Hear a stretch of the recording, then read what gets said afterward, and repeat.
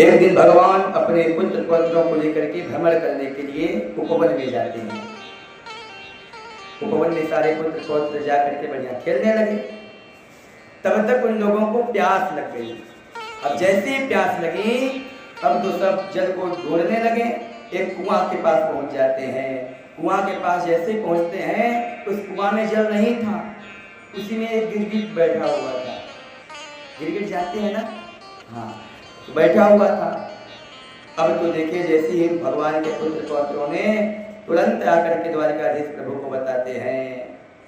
अब तो भगवान जैसे ही आए, भगवान उसको बाहर निकाले हाथों से पकड़ के। जैसे ही भगवान के हाथों का स्पर्श हुआ, तुरंत वह जो गिरगिट था वह एक पुरुष के रूप में परिवर्तित हो गया। भगवान पूछते हैं, तुम कौन हो भाई, यहाँ क्या कर रहे हो?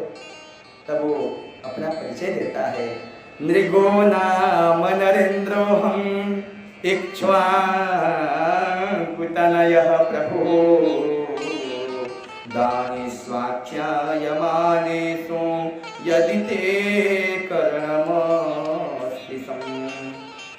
उसने हाथ जोड़ करके कहा, प्रभु मैं सूर्यवंशी राजा इक्ष्वाकु का पुत्र नृग हूँ। भगवान ने कहा, फिर यहाँ गिरगिट कैसे बन गए? तब कहता है, प्रभु मैं तो गायों का दान किया करता था। बोले अच्छा अच्छा अच्छा, जरूर तुम बूढ़ी टेढ़ी गायों का दान करते होगे, तभी गिरगिट बन गए हो। बोले नहीं प्रभु, मैं तो ऐसी ऐसी गायों का दान किया करता था, इतनी गायों का दान किया, इतनी गायों का दान किया कि आकाश के तारों को तो गिना जा सकता है, वर्षा की बूंदों को गिना जा सकता है, लेकिन मैंने इतनी गायों का दान किया उसकी गिनती असंभव है। बोले अच्छा, तब तो लगता है तुम जरूर बूढ़ी टेढ़ी गायों का दान किए हो, तभी बने हो गिरगिट।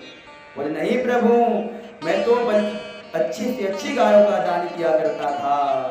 पयस्विनी तरुणी रूपशीला गुणोपपन्ना कपिला हेमशृंगे न्यायार्जितारोप्य खुरा सवत्सा दुकूलमाला भरणा ददावहं दुकूलमाला भरणा ददावहं। नृग कहता है, प्रभु मैंने एक से एक सुंदर गायों का दान किया, जो कि खूब दूध देने वाली गाय थी, कपिला जैसी गायों का दान किया।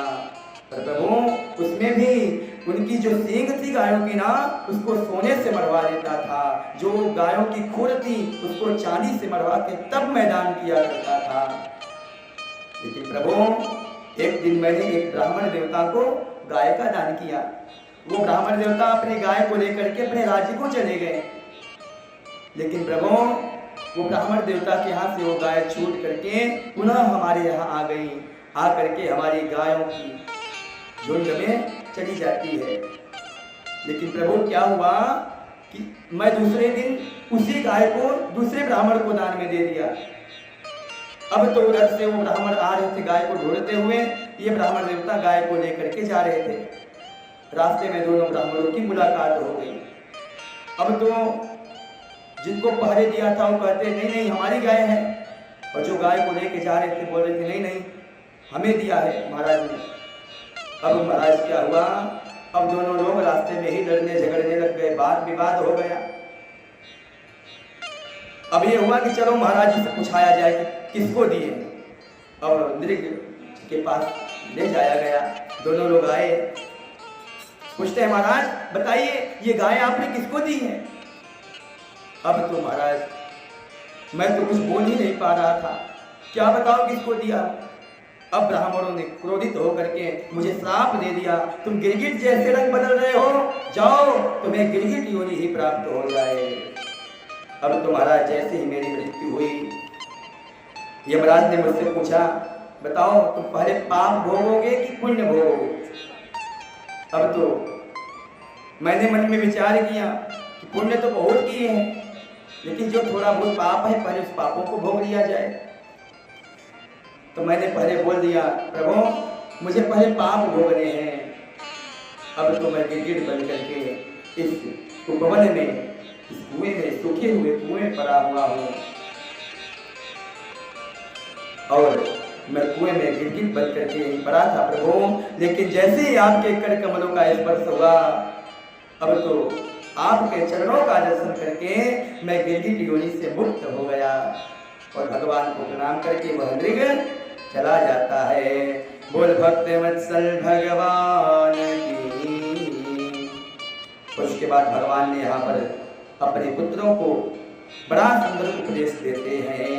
नाहं हालाहलम मन्ये विषम यस्य प्रतिक्रिया ब्रह्मा स्वं हि विषम प्रोक्तम नास्य प्रतिविधिर्भुवि। भगवान अपने पुत्रों को समझाते हैं, बच्चों एक बार विष का पान किया हुआ व्यक्ति तो एक बार बच सकता है, लोहे से बंधा हुआ व्यक्ति तो एक बार छूट सकता है, लेकिन भगवान कहते हैं यदि किसी संत का, किसी ब्राह्मण का अपराध हो जाए तो अनजाने में किया गया अपराध भी अक्षम्य नहीं हो सकता है। कितना खतरनाक होता है वो अपराध। इसलिए भूलकर भी किसी ब्राह्मण का, किसी संत का अपराध मत कर देना। भगवान कहते हैं पुत्रों, कभी भी किसी भी संत का अपमान मत करना। स्वदत्ताम परदत्ताम वा ब्रह्मावृत्तिं हरेच्छयः षष्ठी वर्ष सहस्राणि विष्ठायाम जायते कृमि।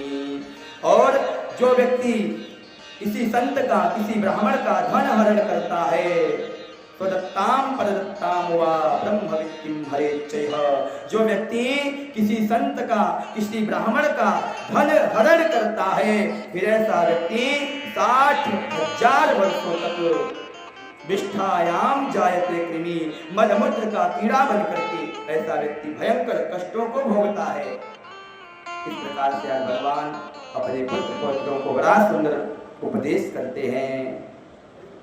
बोल भक्त वत्सल भगवान की।